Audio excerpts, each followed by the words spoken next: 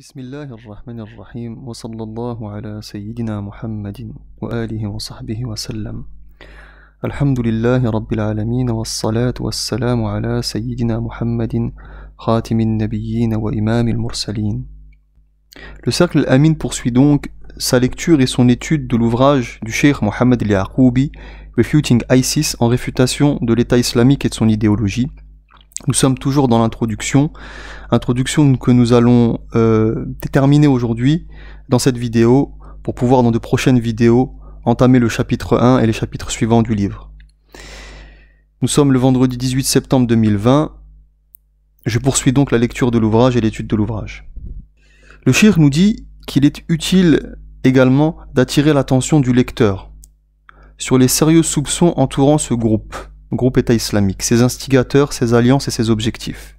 Qui est derrière l'État islamique? Comment ont-ils réussi à dominer Mossoul, Ramadi et Palmyre?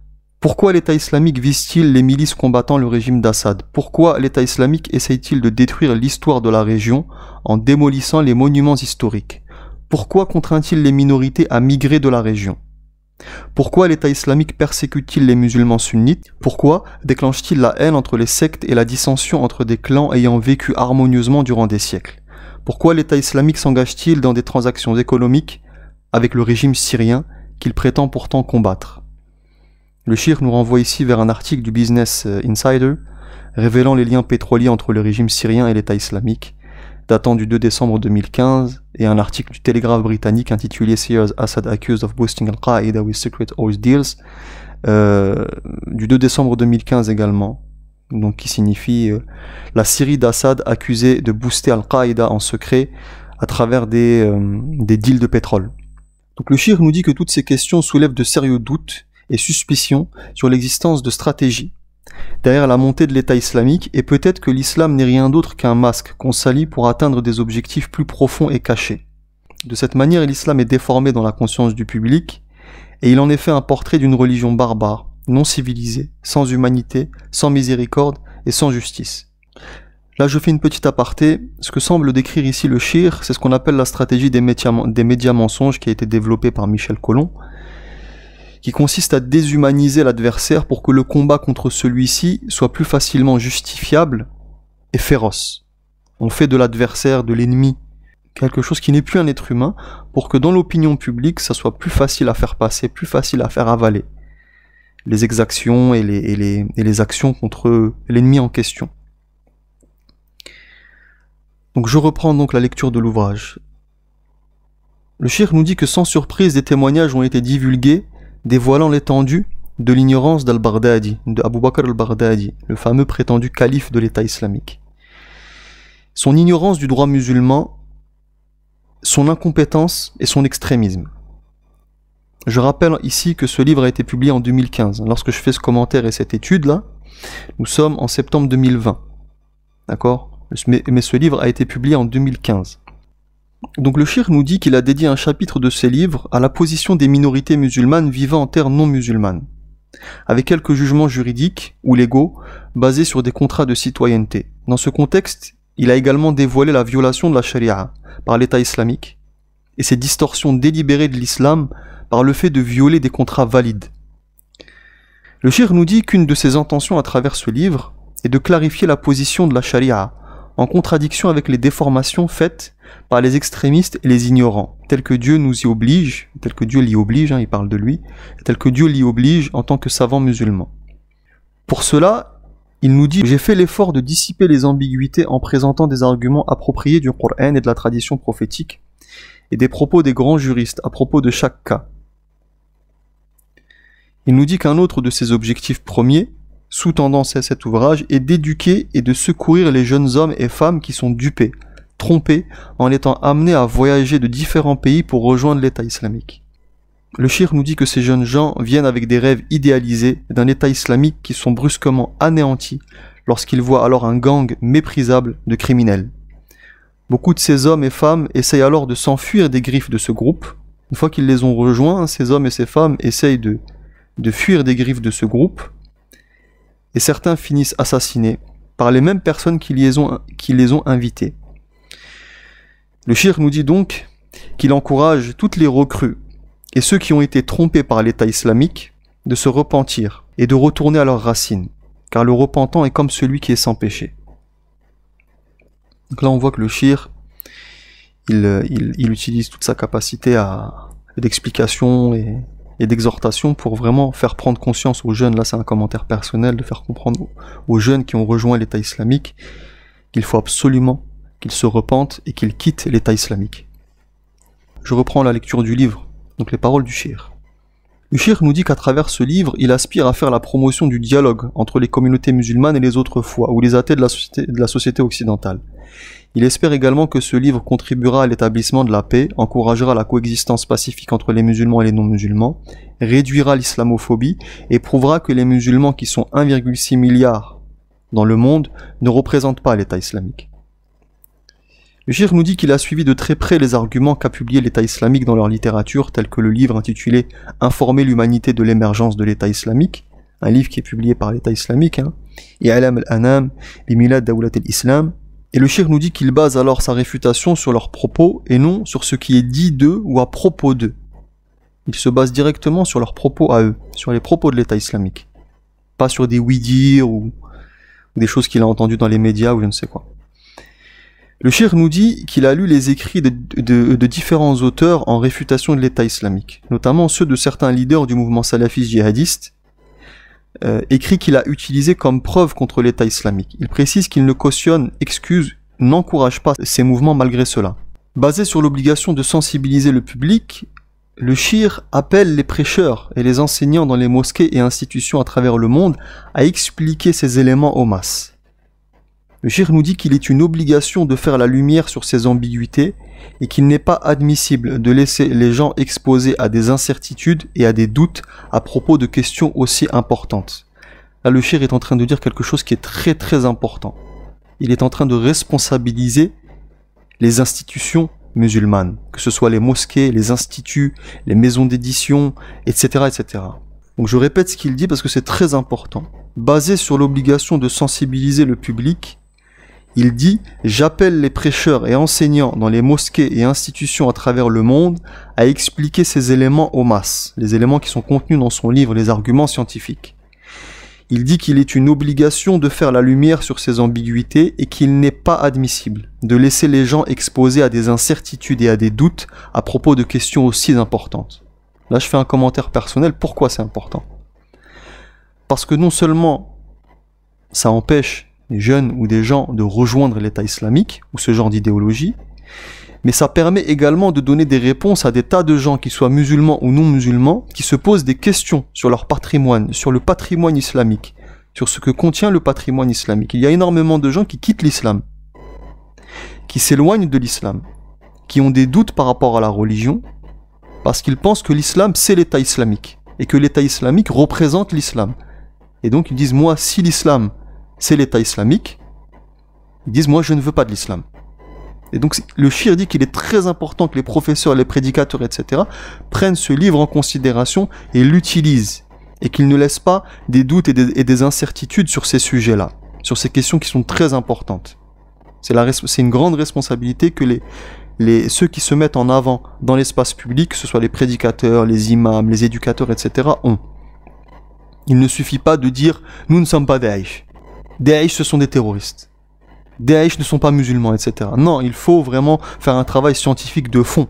Donc là, je ferme ma parenthèse et je reprends l'étude du livre. Le shir nous dit que l'État islamique est à l'origine d'une vaste campagne de propagande et justifie les crimes haineux qu'il commet sous le prétexte de supporter l'islam et d'appliquer la loi islamique, attirant ainsi les cœurs de beaucoup de fidèles. Tout imam, prêcheur ou intervenant dans les institutions et universités islamiques porte une responsabilité devant Dieu Tout-Puissant de secourir ceux qui l'écoutent des griffes de l'incroyance, de l'égarement, de la mort et de la destruction. Le shir nous invite dans cet ouvrage, comme il le dit, il invite les médias et les institutions éducatives à diffuser ce travail, à communiquer son contenu et à organiser des séminaires pour discuter ces éléments. De plus, il suggère que cet ouvrage soit ajouté au cursus des écoles musulmanes et des facultés de charia à travers le monde. De peur que le désespoir ne survienne à propos de l'expansion de ce groupe criminel qu'est l'État islamique, il porte une heureuse nouvelle pour les musulmans, celle que la victoire sur ces khawarij, ces sécessionnistes, est imminente. Donc là, je rappelle que le cheikh, encore une fois, a publié ce livre en 2015. Le cheikh nous dit que celui qui meurt des mains de ce groupe est le meilleur des martyrs. Vous allez comprendre pourquoi dans le chapitre 1, lorsqu'il va parler des Khawarij et de cette catégorie qu'on appelle Khawarij, les sécessionnistes. Que celui qui meurt des mains de ce groupe est le meilleur des martyrs, et celui qui reste patient sera récompensé et témoin de la victoire. Le cheikh nous dit que l'islam a enduré beaucoup de groupes malveillants, d'épreuves et de calamités à travers l'histoire. Et à travers sa justice, sa miséricorde, tout autant que son attachement aux pieux érudits et aux croyants droits, l'islam a prévalu et l'a emporté. Le cheikh nous dit que la force des musulmans n'est pas dans leur nombre ou leurs ressources matérielles, comme le montre la parole d'Allah Ta'ala dans le Coran al-Karim, dans la sourate numéro 9, verset 25. Allah nous dit وَيَوْمَ حُنَيْنٍ إِذَا أَعْجَبَتْكُمْ كَثْرَتُكُمْ فَلَمْ يُغْنِ عَنْكُمْ شَيْئًا. Et rappelez-vous le jour de Hunayn, quand vous étiez fiers de votre grand nombre et que cela ne vous a servi à rien. Le cheikh nous dit plutôt, ce fut leur croyance, leur humilité et leur obéissance à Allah Ta'ala, à Dieu, ainsi que leur soumission à lui, qui fit résulter la victoire. Le cheikh nous dit que ceci fut l'état des musulmans à la bataille de Badr, et Dieu Tout-Puissant a dit à propos d'eux, dans la sourate numéro 3, وَلَقَدْ نَصَرَكُمُ اللَّهُ بِبَدْرٍ وَأَنْتُمْ أَذِلَّةٌ. Dieu vous a accordé la victoire à Badr alors que vous étiez quantité négligeable. Le cheikh nous dit que les pieux ancêtres des premières générations ont fourni l'exemple le plus supérieur et pertinent pour la postérité. Diffuser, étendre l'islam, ouvrir la voie à l'humanité pour embrasser l'islam et établir une civilisation, non par la force, la contrainte ou l'oppression, mais plutôt en montrant une bonne nature, un savoir-être, un comportement. Leur excellence dans la conduite, dans le comportement, était enracinée dans le fait d'être honnêtes dans leurs interactions avec les non-musulmans, tenant leurs promesses, établissant la justice même quand ils étaient menacés, face à l'adversité ou vaincus, et montrant de la miséricorde, de la clémence envers l'ennemi, avant de la montrer à l'ami. Lorsque nos pieux prédécesseurs prirent le messager de Dieu sallallahu alayhi wa sallam en tant que modèle dans l'adoration de Dieu et dans le comportement, sans séparer un aspect de l'autre, ils devinrent de grands et de véritables leaders qui inspirèrent le monde entier. Ils virent comment le prophète sallallahu alayhi wa sallam pardonna ses ennemis après que ceux-ci l'eurent opprimé durant 13 années et 8 ans de guerre, dont le pardon de Wahshi, le tueur de l'oncle paternel du prophète, Hamza. Le pardon également de Hind, la femme qui dévora et mâcha le foie de Hamza, après que Hamza fut tué sur le champ de bataille par Wahshi. Donc là je fais un petit commentaire. Ici le cheikh, quand il parle de pardonner à ses ennemis, il se réfère à la conquête de Mecca, la conquête de la Mecque qui a eu lieu en 629. Et le retour des musulmans à la Mecque marchant de Médine, donc en l'an 629 de l'ère chrétienne. Le prophète Mohammed sallallahu alayhi wa sallam entra à la Mecque victorieux, et plutôt que de se venger sur les habitants de la Mecque, de ces 13 années où ils le persécutèrent, lui, sa famille et ses compagnons, et des 8 années où il fut en exil à Médine et en guerre contre les Mécois, contre les païens, il pardonna aux Mécois. Lorsque le prophète conquit la Mecque, après ces 13 années de persécution, ces 8 années de guerre, des grandes épreuves, le prophète sallallahu alayhi wa sallam, lorsqu'il conquit la Mecque, il pardonna aux Mécois. C'est ce que le cheikh essaye de rappeler ici. Le Wahshi qui est mentionné ici est Wahshi ibn Harb. Il était un ancien esclave qui se convertit à l'islam et devint un compagnon du prophète. Il est connu pour, avant sa conversion à l'islam, avoir tué l'oncle du prophète Hamza. C'est également Wahshi qui, lorsqu'il devint musulman, tua Musaylim al-Kadhdhab, un faux prophète qui prit les armes contre l'État musulman, après la mort du prophète. Donc Wahshi, qui par la suite est devenu un compagnon, au tout début était un esclave qui avait été engagé comme une sorte de mercenaire par les païens, notamment Hind, la femme de Abu Sufyan, un des chefs de Quraysh, un des chefs de la Mecque, qui avait été engagé, Wahshi avait été engagé pour nuire au prophète. Et donc Wahshi, sur le champ de bataille, lors d'une des batailles entre les païens et l'armée du prophète Mohammed sallallahu alayhi wa sallam, Wahshi avait tué l'oncle du prophète, Hamza, que le prophète aimait énormément, et qui était donc un grand soutien du prophète Mohammed sallallahu alayhi wa sallam. Et par la suite, l'histoire est connue, Hinda, par haine envers le prophète, parce que les païens haïssaient le prophète à cause de son message et de sa prédication. Hind donc a par la suite dévoré le cadavre, le foie du cadavre de Hamza. qui était étendu sur le champ de bataille. Et par la suite, Wahshi va se convertir à l'islam et va devenir donc un compagnon du prophète Muhammad sallallahu alayhi wa sallam. Et c'est lui qui a, après la mort du prophète, lorsque un dénommé Moussaïlim al-Kaddab, un faux prophète qui prit les armes contre l'État musulman par la suite, c'est Wahshi qui va tuer Moussaïlim al-Kaddab lors d'une bataille. Hind, donc c'était l'épouse d'Abu Sufyan, donc celle qui a engagé Wahshi. Donc Abu Sufyan était un puissant chef tribal de Mecca, comme je l'ai dit.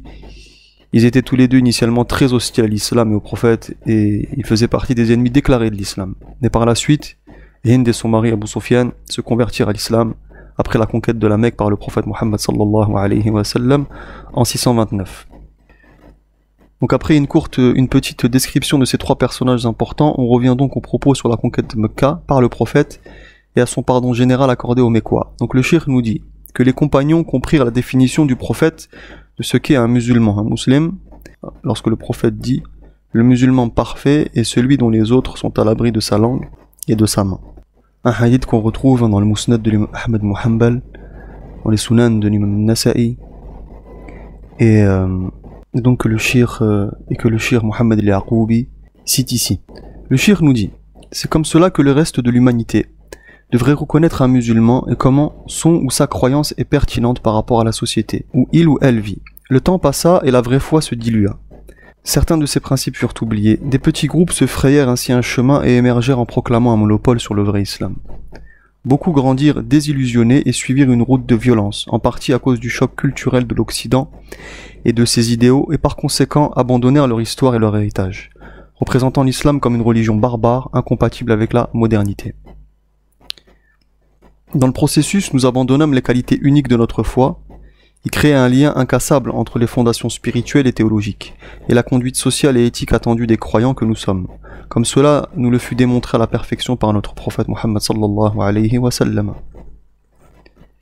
Par conséquent, la communauté musulmane en tant que tout plongea de la force à la faiblesse, de l'honneur à l'humiliation, d'une communauté révérée à une communauté déshonorée. Le seul remède, nous dit le cheikh, est un retour à l'exemple suprême présenté par le messager de Dieu sallallahu alayhi wa sallam, en adhérant à sa sunna, à sa tradition, en embrassant sa guidance, en imitant sa nature, ce qu'il était, et en suivant ses héritiers, les pieux prédécesseurs et les érudits vertueux et droits. L'éthique fondamentale de l'islam est basée sur la miséricorde et la justice.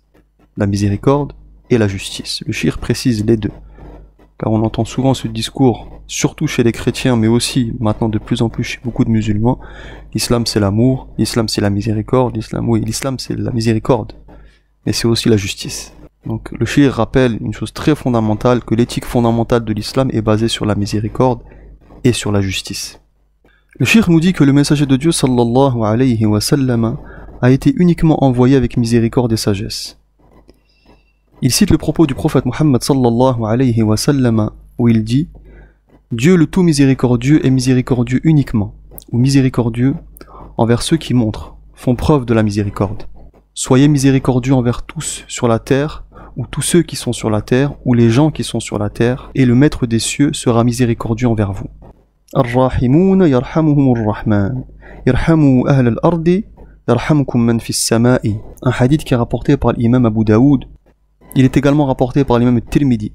Et il est également rapporté par l'imam Ibn Hibban dans son Sahih et par al-Hakim dans son Mustadrak, qu'il déclare authentique, et l'imam Dahabi a montré son accord avec cela. Le cheikh nous dit que c'est la narration la plus connue rapportée avec une qualité récurrente, phrase ou action, musalsalat. Le cheikh dit qu'il l'a entendu de la bouche d'un nombre conséquent d'érudits. Dans le sens de transmission, je suppose. Donc là, c'est moi qui fais un commentaire, c'est dans le sens de transmission, je suppose, car le cheikh Yaqoubi lui-même transmet les hadiths et les livres de hadiths oralement, entre autres. Le cheikh ajoute que la plus courte de ces chaînes de transmission, des chaînes de transmission de ce hadith, remontant au prophète Muhammad sallallahu alayhi wa sallam à 23 narrateurs. Donc là c'est toujours un commentaire personnel. Là j'invite les gens à s'instruire un petit peu en science du hadith. Science des transmissions et des traditions prophétiques. C'est la science de la transmission des paroles prophétiques et des faits prophétiques, sur lesquels tout le monde dit tout et n'importe quoi. Il y a des tas de gens musulmans ou non musulmans qui parlent sur la science du hadith et sur les hadiths et qui racontent absolument n'importe quoi ou qui déforment les choses.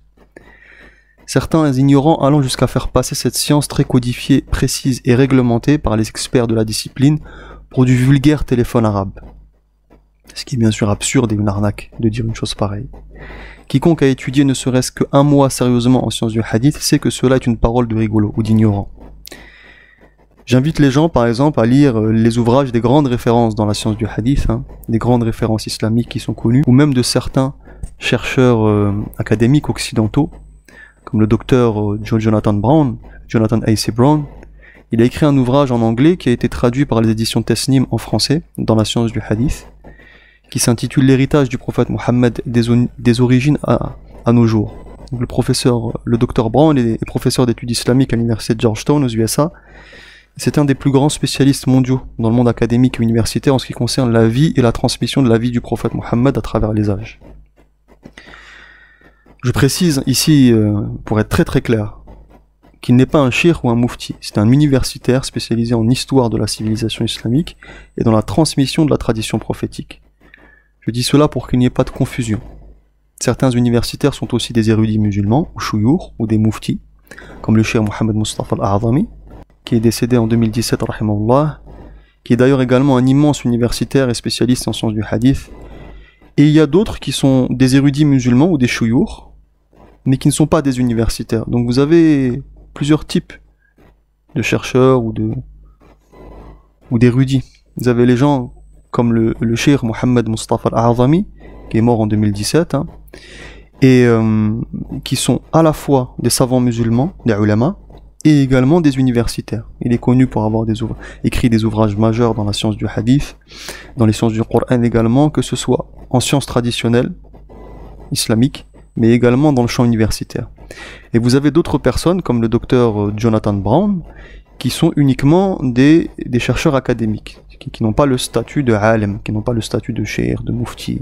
Donc ce sont des gens à écouter dans le champ scientifique, dans leur spécialité à eux, et dans le cas du docteur Brown, c'est la spécialité de l'histoire de la civilisation islamique, l'histoire des transmissions de la tradition prophétique, mais ça n'est pas une personne à suivre aveuglément, et de toute manière, on suit pas les gens aveuglément dans le domaine des fondements de la religion, comme je le dis souvent, mais c'est pas quelqu'un qui est une autorité dans le domaine de la fatwa, ou dans le domaine du fiqh, du droit islamique, ou dans le domaine de la aqida. D'accord, il faut prendre en considération, il faut accorder de l'attention à ces ouvrages et à ses recherches dans son domaine de spécialité dans le monde académique, qui dans son cas, comme je l'ai dit, est l'histoire de la civilisation islamique et la science des transmissions, en fait la science du hadith, la science de la transmission de la tradition prophétique. Je dis ça pour qu'il n'y ait pas de confusion. Certains, juste parce qu'ils voient un universitaire avoir du savoir sur certains sujets islamique pense que c'est un cheikh, que non, Dr Brown ce n'est pas un cheikh, d'accord, c'est un universitaire. Donc il faut pas tout mélanger. Donc j'invite les gens à lire son ouvrage en sciences du hadith, et en lisant son ouvrage et l'ouvrage d'autres personnes, notamment des savants islamiques, surtout les savants islamiques, vous allez avoir une connaissance un petit peu plus sérieuse de la science du hadith. Et ça permettra à certains d'arrêter de dire n'importe quoi sur tout et n'importe quoi sur la science du hadith.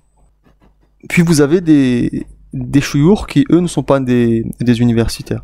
Donc vous avez des universitaires, vous avez des universitaires qui sont également des savants musulmans, comme le cheikh Mustafa al-A'zami, rahimahullah, et vous avez des chouyours ou des ulama qui ne sont pas des universitaires, ou bien qui n'ont pas étudié dans les universités occidentales. Vous en avez certains, comme je l'ai dit, comme le cheikh Mustafa al-A'zami ou le cheikh Mohammed Draz, qui ont étudié dans les universités occidentales, en plus d'avoir étudié à haut niveau dans les universités islamiques. Mais vous avez des chouyours qui ont étudié de manière traditionnelle, et leur savoir est également extrêmement respectable, parce que certains chouyours qui ont étudiés uniquement de façon traditionnelle, notamment la science du hadith, ont beaucoup plus de savoir que certaines personnes ayant étudié dans les universités, ont un savoir qui est beaucoup plus conséquent, qui est beaucoup plus précis que certaines personnes qui ont étudié dans les universités islamiques ou qui ont étudié dans les universités occidentales. Il y a des ulama dans le monde musulman, que ce soit au Maroc, en Algérie, en Inde, au Proche-Orient, etc., qui n'ont jamais étudié à l'université, que ce soit l'université d'Al-Azhar ou autre, qui ont étudié uniquement de façon traditionnelle, mais qui ont un savoir qui est plus conséquent, plus précis, plus dense que beaucoup de personnes qui ont étudié à l'université, ou que ce soit les universités islamiques ou occidentales, et qui ont un savoir qui est maigre ou qui n'est pas, ou qui est moins conséquent, moins sérieux. Et puis il y a encore une autre catégorie, ce sont les maîtres spirituels, l'élite de la communauté musulmane. Comme le dit Allah Ta'ala dans le Coran, Akramakum 'inda Allah atqakum. Le plus noble auprès d'Allah et le plus pieux. Donc vous avez l'élite de la communauté musulmane, que sont les maîtres spirituels. Ce sont des gens qui sont au sommet de la communauté musulmane, au sommet. Ce sont nos locomotives, dont la spécialité est la purification du cœur. Ce sont des gens qui ont concentré toute leur vie. Ils ont parfois étudié également les sciences traditionnelles, hein. Enfin pas les sciences traditionnelles, mais les sciences classiques comme le droit musulman, le hadith et tout. Mais ils se sont spécialisés, ils ont fait de leur vocation l'éducation spirituelle, la purification du cœur. Et ce sont eux, en réalité, ce ne sont pas les ulama ou les shuyur, que Allah les préserve bien sûr, mais ce sont les maîtres spirituels, ce sont les gens qui ont fait du Coran leur âme, leur ADN, qui ont fait de la vie du prophète Mohammed sallallahu alayhi wa sallam leur ADN, qui sont des héritiers du prophète Mohammed, dans leurs paroles, dans leurs pensées, dans leurs actes, dans leurs mouvements, ce sont les maîtres spirituels en réalité, l'élite de la communauté musulmane. Malheureusement, ils sont très peu mis en avant, très peu mis en avant, très peu connus. Les gens parlent surtout de science, de hadith, de fiqh, alors que le côté le plus important en islam, c'est l'éducation spirituelle. Parmi les maîtres spirituels du passé, il y en a certains qui sont connus, qui sont traduits, comme l'imam Abu Hamid al-Ghazali, le Cheikh Ahmed al-Rifa'i et d'autres. Pourquoi je dis ça? Parce que c'est pour faire prendre conscience, c'est un petit commentaire de ma part, c'est pour faire prendre conscience aux gens que la science n'est pas tout. C'est la réforme et la purification du cœur qui est l'essentiel du cheminement religieux et spirituel. La science doit être utile, elle doit mener à la transformation de l'être, au fait que l'être se rapproche du Seigneur. Parce que la science sans conscience, ou la science sans application, ou la science sans transformation ou cheminement spirituel, elle ne sert strictement à rien. Elle va être un argument contre nous le jour du jugement, et pas un argument en notre faveur. Mais là, je ferme la parenthèse. Je propose aussi aux gens, puisqu'on est dans le monde francophone, là, ceux qui veulent s'instruire un minimum, avoir des introductions dans le domaine des sciences islamiques, ils peuvent suivre les cursus de certains instituts en ligne. Comme ça les empêche de se déplacer, parce que des fois avec le travail, la famille, c'est un peu compliqué. Mais ceux qui veulent étudier, avoir une introduction dans le domaine des sciences islamiques, que ce soit des non-musulmans ou des musulmans, qui veulent savoir de quoi on parle lorsqu'on parle de aqida, de dogme, de sciences du hadith, de sciences du droit musulman, etc. Moi, je les invite à s'inscrire aux différents instituts qui existent. Il y en a certains qui sont très très sérieux en ligne, qui sont tenus par des chouyours et des étudiants en sciences, qui sont très sérieux et qui font un travail, qui font des cursus introductifs qui sont extrêmement riches et qui peuvent être une introduction pour aller ensuite, pour ceux qui veulent aller plus loin et ceux qui veulent étudier les sciences islamiques de manière très très profonde. Là, je vous invite, il y a l'institut Abu Hanifa, qui est tenu par le Cheikh Abdel Hakim Mourad, en ligne, institut Abu Hanifa. Vous avez l'institut, je crois que c'est l'institut Shafi'i aussi. Et pour ceux qui veulent avoir une introduction dans le domaine des sciences du hadith, directement dans un institut, il y a un institut en ligne qui s'appelle l'Institut Abu Hanifa, qui est tenu par le Cheikh Abdel Hakim Mourad. C'est un institut en français, tout est enseigné en langue française. Et donc le Cheikh Abdel Hakim Mourad est spécialisé en sciences du hadith. Et donc il enseigne les bases de la science du hadith aux francophones. C'est en ligne, c'est pas cher du tout. Je crois que c'est 100 € le trimestre ou le semestre ou quelque chose comme ça. Ça peut même être gratuit pour ceux qui n'ont pas les moyens. Je sais que ceux qui n'ont pas les moyens ont des dérogations et peuvent s'inscrire de manière gratuite. Donc vous pourrez étudier là-bas les bases de la science du hadith pour savoir un petit peu de quoi il s'agit lorsqu'on parle de hadith et de science du hadith. Parce que comme je l'ai dit, tout le monde dit un peu... Il y a beaucoup de gens qui disent tout et n'importe quoi, et peut-être pour ceux qui auront fini le cursus, c'est un cursus en 3 ans, pour ceux qui auront fini le cursus, peut-être se spécialiser ou peut-être aller plus loin dans ce domaine-là. Donc Institut Abu Hanifa qui est tenu par le Cheikh Abdel Hakim Mourad, qui enseigne certains ouvrages et les bases de la science du hadith. Là, je ferme la parenthèse et je reprends le commentaire, l'étude du livre du Cheikh Al-Yaqoubi. Donc le Cheikh nous a parlé de ces grands exemples qui devraient être nos exemples à nous dans notre comportement et dans notre relation entre musulmans et dans notre relation ou non musulmans. Il a parlé d'abord en priorité et c'est normal. Et du prophète Mohammed sallallahu alayhi wa sallam et des compagnons, des pieux prédécesseurs. Il nous parle également dans son ouvrage du fameux Salah ad-Din al-Ayyubi, qui est mort en 1193, hein, ce grand gouverneur et chef d'armée musulmane qui, au temps de l'invasion croisée durant le Moyen-Âge, est entré dans les annales de l'histoire par son comportement, sa justice et sa bonne conduite, avec ses adversaires, en temps de paix comme en temps de guerre. Donc ceux qui veulent s'intéresser au personnage de Salah ad-Din al-Ayyubi, vous en avez d'autres. Hein. Vous avez également, plus près de nous au Maghreb, l'émir Abdelkader, qui est devenu très très célèbre en Orient et en Occident, justement par son comportement et son histoire en temps de paix comme en temps, mais surtout en temps de guerre avec l'Empire français. À l'époque, hein, c'était au 19e siècle. Le Cheikh nous rapporte également une parole d'Ibn al-Qayyim al-Jawziyya dans son ouvrage connu I'lam al-Muwaqqi'in an Rabbil Alamin, au volume 3, pages 14 et 15, qui décrit la charia islamique de cette façon. Je cite: le fondement de la charia est la sagesse et le bienfait ou l'avantage des gens dans ce bas monde et dans l'autre monde. Elle, la charia, c'est-à-dire, est toute justice, miséricorde, bienfait et sagesse. Chaque jugement légal ou juridique qui s'écarte de la justice pour l'injustice, de la miséricorde pour son opposé, qui remplace le bienfait par le mal et la sagesse par la folie, n'est pas de la charia, mais plutôt inséré via interprétation, ou le fruit d'une interprétation. Nous conseillons les lecteurs, donc le Cheikh nous dit qu'il conseille les lecteurs de ce livre de remercier Allah pour la bénédiction de la sécurité sur la terre où ils vivent, de tenir le juste milieu de l'islam, loin du fanatisme et de l'extrémisme, de se concentrer sur leurs propres erreurs et leur amélioration personnelle, purifiant leur cœur et établissant de bonnes relations entre eux-mêmes et Dieu, et entre eux-mêmes et l'humanité, afin d'atteindre la véritable foi, sincérité dans l'adoration, la confiance en Dieu et le bon comportement. Le Cheikh nous dit qu'il voit le début et la fin de ce groupe répugnant de l'État islamique.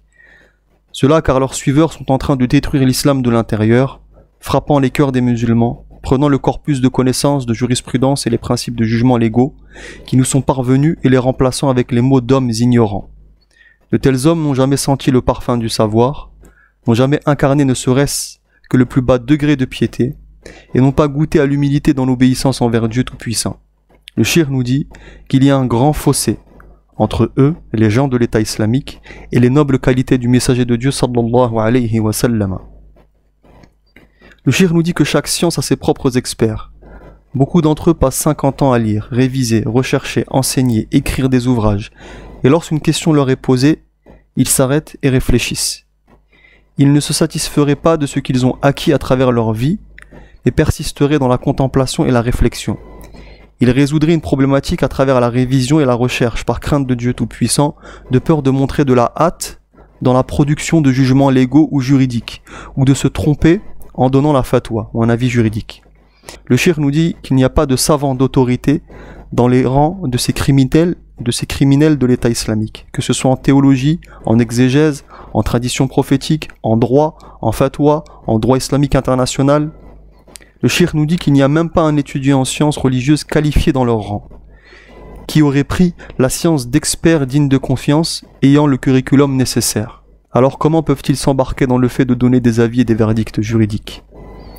Le Cheikh nous dit que ces gens de l'État islamique jugent à propos d'enlever la vie sans un deuxième examen, comme si abattre des humains était aussi facile que d'abattre du bétail. Le Cheikh nous rapporte une parole importante. Il nous dit qu'Abu Salama interrogea une fois l'épouse du prophète Mohammed sallallahu alayhi wa sallam, Aïcha, à propos des actions qui nécessitent un bain rituel. Elle répondit en disant: sais-tu à quoi tu ressembles, Abu Salama? Tu es comme le poussin qui entend le coq chanter et qui commence à chanter avec lui. Soit elle dit cela car il était jeune, soit parce qu'il fouillait dans quelque chose inadapté pour son niveau. Cette parole est rapportée par l'imam al-Bayhaqi dans Al-Sunan al-Kubra, volume 1, page 166. Et l'explication de ces mots sont ceux du Qadi Abu al-Walid al-Baji dans son ouvrage Al-Muntaqa Sharh al-Muwatta, volume 1, page 106. Le cheikh nous dit, alors voilà comment nous sommes face à un groupe de jeunes qui ne sont même pas des débutants dans le domaine de la connaissance. Il parle de l'État islamique. Et pourtant ils menacent les musulmans. Les décrire en tant qu'ignorants est trop peu.